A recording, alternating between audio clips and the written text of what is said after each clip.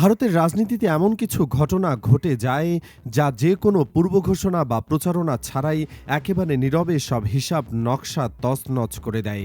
দশকের পর দশক ধরে একটি প্রতিষ্ঠিত কাঠামো, যেখানে ক্ষমতার চাকা শুধু দুটি পরিবার বা দুটি নির্দিষ্ট গোষ্ঠীর হাতে ঘুরপাক খাচ্ছিল, সেখানে হঠাৎ এমন একটি ঝড় আসে যার গতি প্রকৃতি কারো পক্ষেই আগে থেকে অনুমান করা সম্ভব হয় না। এমনই এক নীরব কিন্তু ভয়ঙ্কর রাজনৈতিক ভূমিকম্পের প্রস্তুতি চলছিল দেশের দক্ষিণ প্রান্তে। কিন্তু প্রশ্ন হলো, সেই ভূমিকম্পটা আসলে কার জন্য, আর সেটা কতটা শক্তিশালী যে এত বড় একটি রাজনৈতিক দুর্গে ফাটল ধরিয়ে দিতে পারে? এই প্রশ্নের উত্তর খুঁজতে গেলে আমাদের দেখতে হবে সেই রাজ্যের চিরচেনা রাজনীতির গতিপথ। সেই রাজ্যে ক্ষমতার লড়াইটা বড়জোর দুটি প্রধান শিবিরের মধ্যে সীমাবদ্ধ ছিল। একদিকে ক্ষমতাসীনরা, অন্যদিকে বিরোধীরা। মানুষের ভোটটাও দশকের পর দশক ধরে এই দুই পক্ষের মধ্যে বিভক্ত থেকে গেছে। কিন্তু গত 23শে এপ্রিল যখন ওই দুই রাজ্যের 234টি বিধানসভা আসনে ভোটগ্রহণ শেষ হয়ে গেল, তখন মাঠ পর্যায় থেকে যে তথ্যগুলো ভেসে এলো তা সত্যিই রীতিমতো চমকে দেওয়ার মতো। কারণ সেখানে কেবল ভোটের অনুপাত নয়, বরং মানুষের মনস্তত্ত্বই এক বিশাল পরিবর্তন লক্ষ্য করা গেছে। আর এই পরিবর্তনের কেন্দ্রে যে নামটি সবচেয়ে বেশি উঠে এসেছে, সেটি কোনো প্রথাগত রাজনীতিবিদের নয়। সেই নামটি হলো থালাপতি বিজয়, যিনি দক্ষিণ ভারতের রূপালী পর্দার এক জনপ্রিয় মহাতারকা। কিন্তু এখন প্রশ্ন হলো, একজন সিনেমা অভিনেতা কিভাবে এত অল্প সময়ের মধ্যে এমন একটি জায়গায় পৌঁছালেন, যেখানে ক্ষমতাসীন মুখ্যমন্ত্রীর দপ্তরে ঘাম দেখা যাচ্ছে? বিভিন্ন সংস্থার বুথ ফেরত জরিপের প্রাথমিক তথ্যগুলো যদি আমরা একটু নিখুঁতভাবে বিশ্লেষণ করি, তাহলে চিত্রটা আরও পরিষ্কার হয়। প্রাথমিকভাবে কিছু জরিপ বলছে, বিজয়ের দল সরাসরি নির্বাচনে এসেই প্রায় 98 থেকে 120টি আসন নিজেদের দখলে নিতে পারে। যদিও আরেকটি অত্যন্ত বিখ্যাত জরিপ সংস্থা কামাখ্যা অ্যানালিটিক্সের রিপোর্টটি যদি আমরা একটু বিশ্লেষণ করি, তবে সেখানে সংখ্যাটা একটু ভিন্ন হলেও প্রভাবটা একই রয়ে গেছে। তাদের হিসাবে বিজয়ের দল তামিলাগা ভিট্রি কাজাগাম একক শক্তিতে 60 থেকে 81টি আসন পেতে পারে। এখানে আসল কৌশলটি বোঝার সময়। তামিলনাড়ুর সরকার গঠনের জন্য যে কোনো দল বা জোটের লাগে 118টি আসন। একই জরিপে বলা হয়েছে, ক্ষমতাসীন ডিএমকে জোট 120 থেকে 145টি আসন পেতে পারে এবং বিরোধী আইডিএমইর জোট পেতে পারে 60 থেকে 80 আসন। এখন এই হিসাবের একটা খুব সূক্ষ্ম দিক রয়েছে। যদি কামাখ্যা অ্যানালিটিক্সের এই পরিসংখ্যান চূড়ান্ত ফলাফলে রূপ নেয় এবং ডিএমকে জোট সেই ম্যাজিক ফিগার 118 স্পর্শ করতে ব্যর্থ হয়, তবে কি হবে? তখন রাজ্যের পরবর্তী সরকার গঠনের মূল চাবিকাঠিটা চলে আসবে একেবারে নতুন এই রাজনৈতিক শক্তির হাতে। অর্থাৎ কে মুখ্যমন্ত্রী হবেন সেটা নির্ধারণ করবে একজন প্রথমবার ভোটে দাঁড়ানো সিনেমার তারকা। কিন্তু মানুষ কেবল তার সিনেমার জনপ্রিয়তার কারণেই কি তাকে এতটা গুরুত্ব দিচ্ছে? উত্তরটা হলো একদমই না। যদি আমরা ভেবে নেই যে এটি কেবল একটি ফ্যান ক্লাবের ভোট, তবে আমরা মূল ঘটনাকে একদমই ভুলে গেছি। এর পেছনে রয়েছে একটি দীর্ঘ প্রস্তুতি। 2009 সাল থেকে, অর্থাৎ 15 বছর আগে থেকে বিজয়ের ফ্যান ক্লাবটি তার ধরন বদলে ফেলে। সেটি আর কোনো সিনেমার তারকার পেছনে দৌড়ানো সংগঠন ছিল না, সেটি পরিণত হয়েছিল এক বিশাল সমাজসেবামূলক প্রতিষ্ঠানে।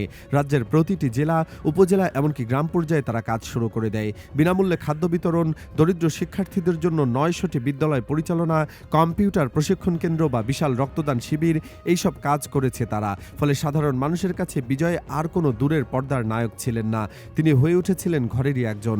যখন তিনি দল গঠনের ঘোষণা দেন, তখন এই পুরো সেবার নেটওয়ার্ক এক রাতের মধ্যেই রাজনৈতিক কাঠামোতে পরিণত হয়। কিন্তু কেবল সামাজিক কাজে কি এখানে মূল কারণ? আরেকটি বড় কারণ হলো তার রাজনৈতিক অবস্থান।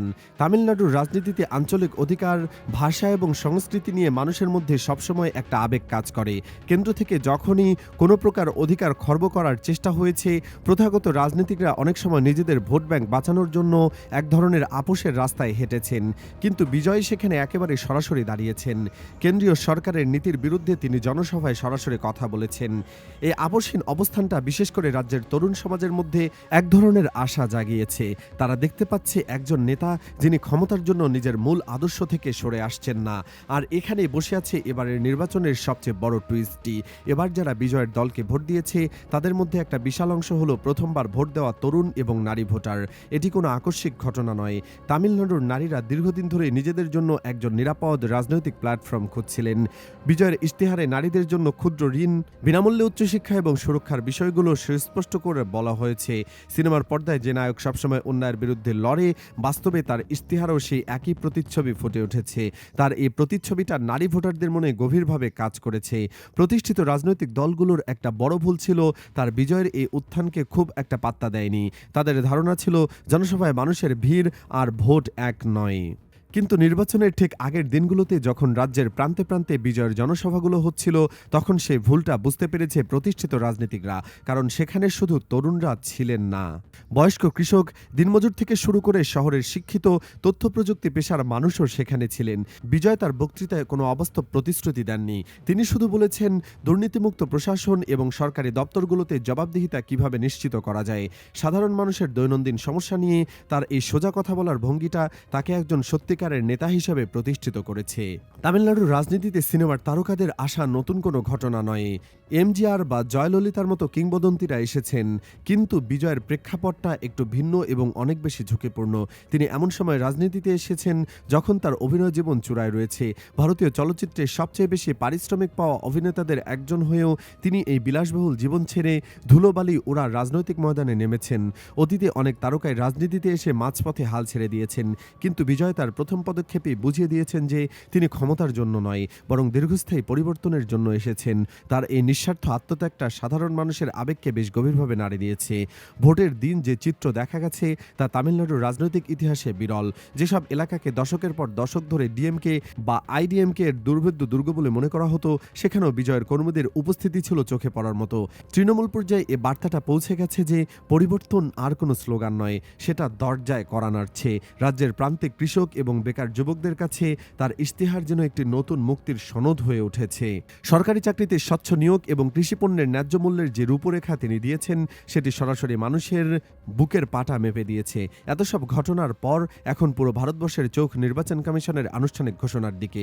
বুথফেরত জরিপের পরিসংখ্যানগুলো যদি আগামী কয়েকদিনে বাস্তবে রূপ নেয়, তবে ভারতের রাজনৈতিক মানচিত্রে একটি বিশাল অংশ চিরতরে বদলে যাবে। এটি আর কোনো সাধারণ সরকার গঠনের নির্বাচন নয়, এটি একটি রাজ্যব্যাপী গণজাগরণের প্রমাণ। থালাপতি বিজয়ের এই যাত্রা আমাদের একটা বড় বাস্তব সত্য মনে করিয়ে দিচ্ছে।